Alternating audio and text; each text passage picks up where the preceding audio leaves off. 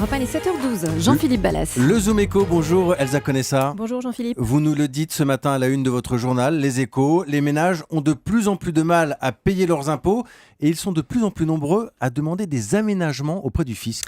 Oui Jean-Philippe, les chiffres de l'administration fiscale sont sans appel. L'an dernier, elle a reçu plus de 1,2 million de demandes d'aménagement de la part des contribuables cherchant à réduire leurs factures. Et ce chiffre est en augmentation de 20% depuis 2 ans. 20%, c'est considérable. Alors pour l'essentiel, ce sont les particuliers qui font ces demandes, très peu les entreprises.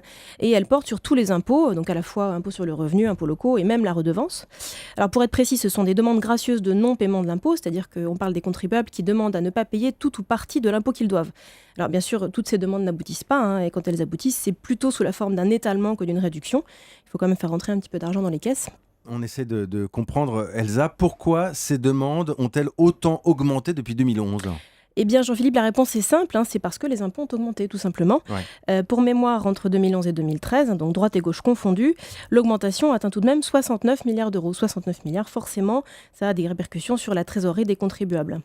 Mais surtout, ce que ces chiffres montrent, ou plutôt confirment, c'est que ces hausses d'impôts, elles ont aussi touché les ménages modestes. Théoriquement, vous vous souvenez, elles devaient cibler les ménages les plus aisés. Eh bien, en fait, elles ont frappé bien plus large que prévu. Comment on le sait ? Parce qu'il y a de plus en plus de ménages qui payent l'impôt. L'an dernier, le nombre de ménages imposables a augmenté d'1 million.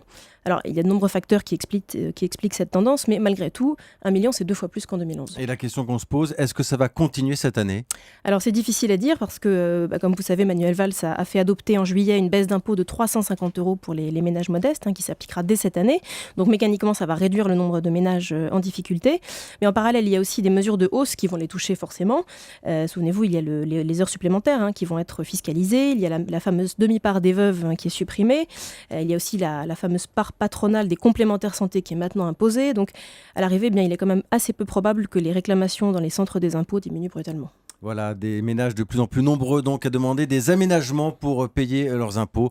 L'enquête de Elsa Conessa aujourd'hui dans Les Échos et chaque matin dans le Zoom Éco sur Europe 1. Merci Elsa. Merci.